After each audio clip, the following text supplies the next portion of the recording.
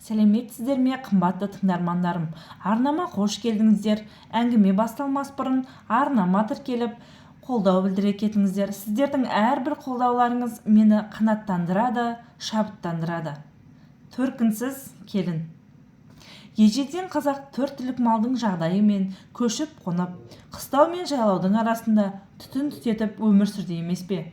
Ош шетімен бұс шетіне 6 ай жүріп жететін кең даланы бізге көздің қарашығындай сақтап жеткізген де, мұра етіп қалдырған да әулие абыз данышпан бабаларымыз. Сол кең даланың ана шетімен мына шетіне көшіп қонып жүріп, келін алып, қыз ұзатып, құда жекжаттырып, күйеу 100 жылдық, құда 1000 жылдық, қыз өрісің, ұл жемісің деп даналық сөзді өмірдің өзі өрбітіп келеді.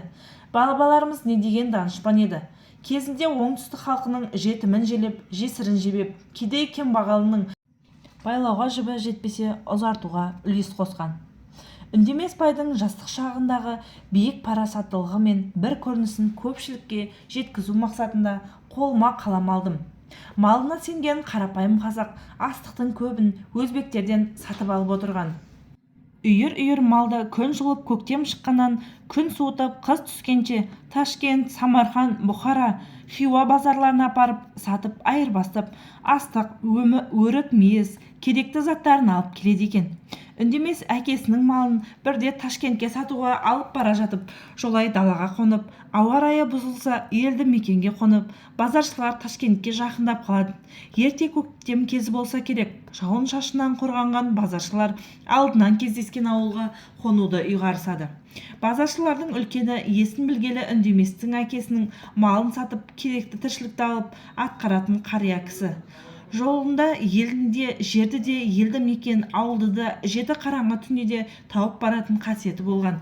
Қырдан асып түсе бергенде алдарынан жопыны шағын ауыл кезгеді. Бұрын бұл жерлерде ерте көктемде ауыл болмайтын, шамасы қыстап шыққан ауыл сияқты. Ауыл сыртында азғантай ірі қара малы бар, азнаулақ қой ешкілер жүр. Базаршылардың басшысы қария Үндемеске қарап, мына ауылдың кімнің ауылы екенін анықтау керек дейді. Қалай анықтаймыз дейді Үндемес. Қазір көресің, ол өте оңай шаруа деп қария атын сипалай, қамшы салып ұзын қырап оқшаулайды. Ауыл шетінде қой қайырып жүрген ересек баладан ауыл кімдікі екенін сұрайды. Балам, қай туғанға жатасыңдар дейді қария. Таңқылдап тұрған балаға сүйсіне қарап, қария өзінің руын айтып, баламен танысып, өзімен тең кісідей сөйлеседі. Ташкентке мал айдап бара жатқандарын, осында қонуды ұйғарып келе жатқандарын айта келіп, сендердің ауылдарыңда біздің елдің қыздары жоқ па деп балаға мейірлене қарайды. Сәл ойланып бала тұрып, Жақып көкемнің үйіндегі жеңешем сіздердің руларыңыздан деседі. Себебі жеңешемді Түркістанның қызы дейді. Содан соң өмірі төркіні іздеп келмейді екен. Сіздер іздеп келе жатсыздар ма дейді.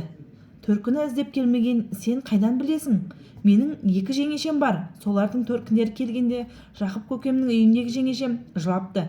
Оны әйелдер ет сүзіп алып астауға салып жатқанда айтқан. Сен әйелдердің сөзін тыңдап жүрсің бе дейді Үндемес. Жоқ, мен тыңдайын деп тыңдағам жоқ. Олар ет салған астауды көтерісуге мені шақырған. Мен Жақып көкемді де, жеңешемді де жақсы көретін едім. Жеңешемді бір түрлі аяп кеттім. Төркіні жоқ деген соң, біз жеңешемнің төркініміз деген сөзді қария кісі айтып, мақұлдайсың ба дегендей Үндемеске қарағаны сол. Бала ауылға қарай құнанын қамшылап сүйінші сұрауға шаба жөнелді.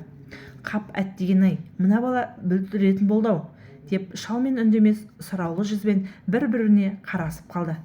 Үндемес қырдың ар жағында малда жүре жайып базарға айдап келе жатқан малшыларды осы жерде тосалық дейді қарияға. Малшылар өздері малды айдап келе береді. Күн кеш қалып намазды ауылға барып оқымаса қаза болады дейді қария. Ана шауып бара жатқан бала сүйінші ұшырап, қам көңіл жанның жүрегіне қуаныш сылап қуантар мекен, жоқ болмаса жүрегін бордай езер мекен. Баламен балаша сөйлескеніңіз ұят болды-ау дейді Үндемес. Ауылға қарай торттай төбелеген құнан атқа мініп шауып бара жатқан атына бұрылып қарап қояды. Ауылдың 1-2 иттері үріп, баланың алдынан шығып, біресе баланың үзеңгісіне ұмтылып, біресе алдын орай шауып, біресе қабаттаса шауып барады. егде итпен құнанға шауып бара жатқан баланы көрген ауылдың өзге иттері шәуілдей үріп үйлердің қасында қарап тұрғандар: ей, өзіміздің пәленше ғой. Бұл көріністі де көріп келе жатқан үндеместің жүрегінде шаншудай болған бір сұрақ: төркіні өмірі іздеп келмеген жеңешемді сіздер іздеп келе жатсыздар ма деген сөзді сүйінші сұрап құнанын қамшылап кеткен бала да ауылдағыға қарай басындағы үйдің алдына дейін жеткенде үйден жас әйел жүгіріп шығып жалт бұрылды. Үндеместер келе жатқан жолға қарап үйіне асығыс кіріп кетті де құнанмен дүр сілкіндірген сүйінші жеңеше, сүйінші дегенді естіп ауылдың бала-шаға, қатын-қалаштары есіктерінің алдында жүгірісіп шығады. Жарамды жақсы ат мінген кісілерге аңтарылып қалған ауылдың тұрғандары есіктерінің алдында еріп жүрген ербиіп кейбіреуі көз сала қарап тұр. Құнандары баланың сүйінші сұраған үйіне беттеп бара жатты. Көздерінен шығарып салған ауыл тұрғындары есіктерінің алдында әлі тұр. Кенет шеткі үйден жас әйел асығыс шығып, аттылы кісілердің жақындап қалғанын көріп, сәл кібіртектеп тұрып, базаршылардың басшысы шалға қарай адымдай жүгіріп келеді. Алдын атын апыл-дапыл түскен қарағым деп жас әйелдің маңдайынан иіскеп айналайын деп жүр. Үндеместе артынан іле-шала атынан түсіп, шалмен көрісіп тұрған жас әйелге жақындай келе, көрісіп амандасып, маңдайынан иіскеп, жауырынынан қағып, ағалық танытып жатыр. Сол екі арада үйден кемпір шал қабаттасып шығады. Құдалар келіп қалыпты ғой. Әй, қайсың барсыңдар? Құдаларды аттан түсіріп те алмапсыңдар, деп шал айғайға басты. Ауылдастарының қылығына кейіс білдіруде. Өзі таяқ сүйеніп әрең жүр. Сүйінші сұрай шапқан бала екі аттың шылбырын алып жайғастыруға беттеді. Шопыны ескі киіз үйдің есігін шал бастап кіріп алып, құдалар, төрге отырыңдар деп елпілдеуде. Төрге шыққан соң үндемес үйдің ішіне барлай қарап, базаршылардың бастығы іште ренжіп отырды. Себебі сыртқы қандай жұпыны болса, іші де сондай жұпыны. Үй иелері қонақты күтуге қысылатыны анық. Ауылдың үлкен кішілері құдаларға бірінен соң бірі келіп сәлемдесуде. Кексе кәрі әйелдер де келіп құдалармен сәлемдесіп келіп жатыр. Біреулері сұраулы пішінде құдаларды таңдана, қызға, біреулері немқұрайлы селқос қарап амандасып отырып жатыр. Кейбір әйелдердің еріндері жыбырлап, кейбірлері бір-біріне сыбырлап, еріндерін сылп еткізіп, ауыздарымен бірдеңені, құлағына біріне бір тақап бірдеңелерді айтуда. Құдаларым келді деп мәз-мейрам болып отырған кемпір шал абыржып отыр. Күйеу балаларыңыз көрші ауылға кеткен еді, келіп қалады деп сөзін аяқтамай жатып құтыңдаған бір жігіт. Ағамыз қайын жұртының келетінін қайдан білсін? Көріп кел болмаса. Бұл кісілердің күйеу баласы менің ағам деп төрдегі құдаларға қулана қарап қояды. Иә, оның рас. Құда бала айдың күнін аманда көктен түскен қай құда деп отқан сияқтысың. Біз Ташкентке базаршылап мал айдап бара жатқан едік. Осы ауылда қызымыз бар болған соң аттың басын бұрып есендігін біліп кеткеніміздің несі айып екен, деді базаршылардың басшысы. Осы сөзді күтіп отырған қутыңдаған жігіт: дұрыс құда, дәулетті кісілер екенсіздер. Осы жеңешеміздің келгеніне 10 шақты жыл болды. Әлі күнге дейін төркіндер іздеп келмеген еді. Ғайыптан пайда болған төркіндерін таңдана қарап отырғанымыз да рас, деді. Ерсілеу мырс еткізіп күлген болды. Сол сәтте төркіні келген жас әйел дастархан жая бастады.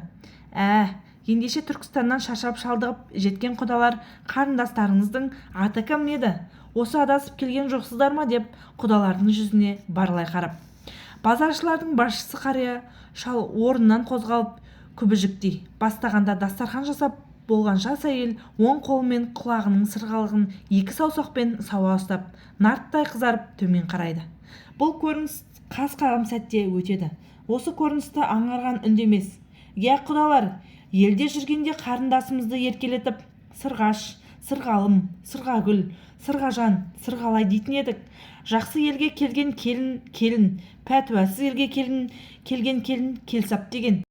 Сіздерге келгелі кім болғаны өздеріңіз білесіздер», дегенде әлгіден бергі түсі құлпырып, аларып қарап, мардымсыз отырған жігіт: кешіріңіздер құдалар, жай әншейін жолдан өткен жүргіншілер ғой деген едім, деді. Төркіні жоқ мұңлы келіншек қайнысының қылығына ызалана булығып өксіп-өксіп жылап жіберді. Келіншектің шын аты Сырғагүл екен. Бұл көрініске куә болған әйелдердің біреулері әлде байқұс-ай деп көңілдері босап, жаулықтарының ұшымен көздерін сүртіп, Сырғагүл төркінің бар екен ғой десіп, дабырласып, әйелдер жағы көңілдене түседі. Осының бәріне сезініп отырған үндемес Сырғагүлдің жан дүниесін түсініп, оған базарға айдап бара жатқан малының маңдай алдысы боталы түйені сауып ішсін қарындасым деп беріп кетеді. Базардан қайтарда ата-енесіне, бала-шағасына, Сырғагүлдің өзіне киімдер, қант, шай, өрік мейіздерді, тарту таралғыларын тастап, Сырғашты төркініне жіберіңіздер, аунап-қунап төркініне барып қайтсын деп кетеді. Сырғагүл кедей жесір кембағалдың жалғыз қызы екен. Ағайын туыстан да кембағал жан болыпты. Көп ұзамай Сырғагүл төркіндеп келеді. Сырғаш келді деп төңірегіндегі елді жинап той жасаған үндемес Сырғашқа деп жасау жабдық, еншісіне 4 түлік малдан мол, ине-жіптен жаңа шыққан ақ отау беріп енші береді. Үндеместің ары-бері мал сатуға өткен базаршылары Сырғаштан хабар алып хабарласып тұрады. Сырғашта төркінім келді деп сағына төркінін жұртын сұрап, қадірлі қонақ етіп күтеді. Сырғаштың амандығын білген үндемес қыздың жаманы атқа шөп салар деген, қыз мұңлық, жат елге қызбен қой кетеді деген, қыз қырдағы қызғалдақ, оларда жаны нәзік, төркінім бауырым деп бүйректері бөлініп, жүректері езіліп тұрады. Қыз тілеулесің, қамқоршың. Алыс сапарға шықсаң, барар жерің болмаса, сол елден рулас қыз тапсаң, құдамын деп барған қазақты құдайдай күтетін қазақпыз ғой. Сондықтан қыздарды сыйлаңдар. Олар нәзік жүректі жандар. Қыз қартайса да 100 жасап немере шөбіре шөпшек көрсе де төркініне қыз. Біреуге жар, біреуге ана. Пайғамбарымыз ананы сыйлаңдар деген. Қыз өрсің, тілеулесің, қамқоршың. Қызды налытпау керек. Сырғаш қыз бір төбе. Өзімен туыстас қыздардың бәрін жинап, бір төбе Сырғашты сыйлаңдар деген екен туысқандарына үндемес.